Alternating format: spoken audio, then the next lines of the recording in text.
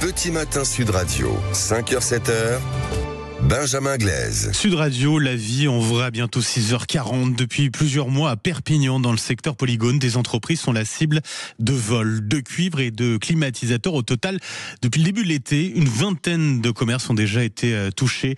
Loïc Di Domizio, bonjour. Oui, bonjour. Et bienvenue sur Sud Radio. Vous êtes le propriétaire d'un restaurant, le restaurant d'Aki d'ailleurs, et vous avez vous-même été victime de ces vols. Ça s'est produit pour vous dans la nuit du 27 au 28 septembre. Racontez-nous, que s'est-il précisément passé cette nuit-là ? Oui, tout à fait. Alors en fait, des individus sont rentrés dans l'enceinte de notre restaurant qui est protégé par des grilles et un portail métallique. Et en fait, ils ont sectionné tous les tuyaux de cuivre des moteurs de climatisation et les moteurs des vitrines réfrigérées qui sont situés à l'extérieur, mais bien protégés par des grilles extérieures.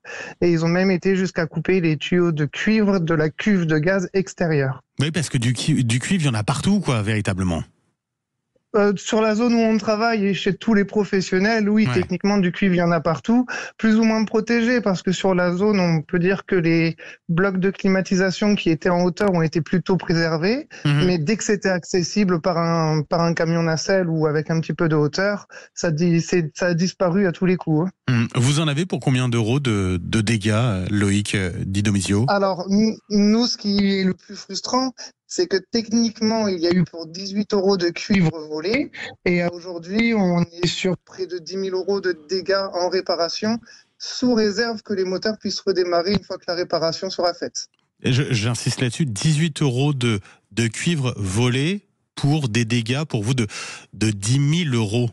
C'est dire les conséquences de vol d'un peu de cuivre finalement. C'est juste ça, quoi. Et ça va au-delà de ça, en fait. Ce vol nous empêche de travailler comme on le fait correctement, parce qu'aujourd'hui, il faut savoir que les dégâts ont été faits le 27, dans la nuit du 27 au 28, et à aujourd'hui, je n'ai pas encore eu d'expert qui est venu pour pouvoir déclencher les réparations. Et tant que cet expert-là n'est pas venu, je suis interdit de faire les réparations, sinon ça ne sera pas pris dans l'expertise de l'assurance. Ça veut dire que votre restaurant est fermé, toujours fermé aujourd'hui ? Alors non, en fait, on a pris le gauche, c'est-à-dire qu'aujourd'hui, on a fait la réparation la plus importante, qui est la réparation de la cuve de gaz, parce que sinon, la chef Floriane Millet ne pouvait pas travailler, parce que sans gaz, pas de cuisson. Donc, on sait que déjà, cette réparation sera à nos frais, parce que l'assurance risque de ne pas la prendre. Et après, pour le reste, on fait sans nos vitrines réfrigérées, donc on a eu aussi la perte des matières premières qui étaient dans cette vitrine. Oui, bien sûr. Et pour le moment, on s'est débrouillé à tout mettre à droite, à gauche dans les frigos et à faire au mieux, en fait. Ouais. Votre assurance, elle vous a dit, surtout ne réparez pas, attendez. C'est ça, tout à fait. C'est compliqué quand on a un restaurant d'attendre. Mais de toute façon, même la commissaire qui s'occupe de l'enquête nous a conseillé de ne pas réparer, parce que j'ai des confrères qui ont été dans l'urgence et qui ont fait les réparations et qui se sont refait piquer les blocs moteurs en suivant. C'est-à-dire qu'il y a des personnes autour de nous qui ont été volées 2 fois. 2 fois. Vous n'êtes pas le premier à être victime de ces vols. Une vingtaine d'entreprises, je le disais, ciblées depuis le début de l'été, dont certaines plusieurs fois. Comment expliquez-vous que ces cambriolages se poursuivent comme ça depuis des mois ? Alors, pour moi, et je pense que c'est vraiment la chose qu'il faut qu'on fasse ressortir le plus, c'est le fait que l'information ne soit pas sortie le plus rapidement possible. En fait, nous, on a été victimes fin septembre. Il faut savoir que ça a commencé fin juin. Et le problème qu'il y a, c'est qu'en s'attaquant à des commerçants, artisans qui n'ont pas le temps et qui essayent de faire au mieux pour faire tourner leur entreprise sur des moments qui sont un peu délicats en ce moment, les artisans font les réparations, ne portent pas forcément plainte. Et du coup, c'est pas forcément ressorti.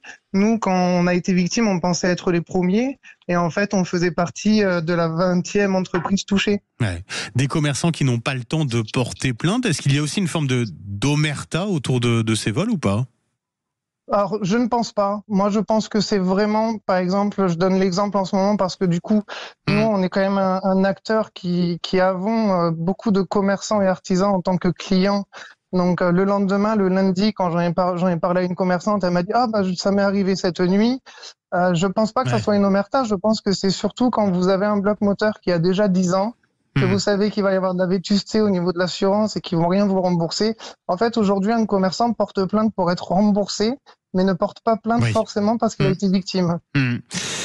Vous en savez un petit peu sur l'enquête. Est-ce qu'on sait un petit peu qui a fait ça ou pas aujourd'hui? Non, pour le moment, il n'y a pas d'information. La seule chose qu'on sait, c'est que ce sont des personnes malveillantes, forcément. Une personne lambda ne va pas venir vous piquer du cuivre et vous empêcher de travailler. Après, la chose qu'il y a, c'est que plusieurs identités sont venues pour faire l'enquête au sein du restaurant. On a été assez touchés par le fait qu'on a été pris au sérieux.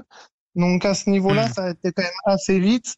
Après, vraiment, la chose la plus importante, à notre sens, c'est vraiment de communiquer, c'est-à-dire que c'est pas parce qu'on est artisan commerçant qu'on n'a pas le droit d'avoir de problème, en fait.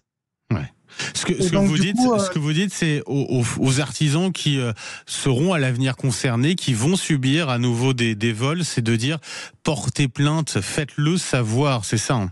C'est ça. Ouais, en fait, nous, c'est comme ça que ça a commencé.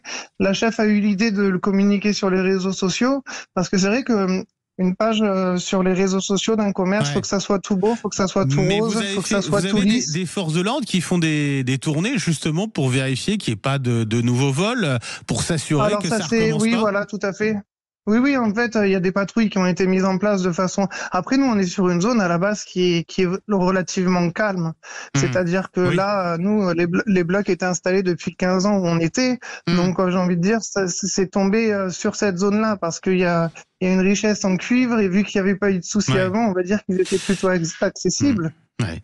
Loïc Di Domizio, merci d'avoir été avec nous ce matin sur Sud Radio. Je rappelle, vous êtes le propriétaire à Perpignan du restaurant Daki.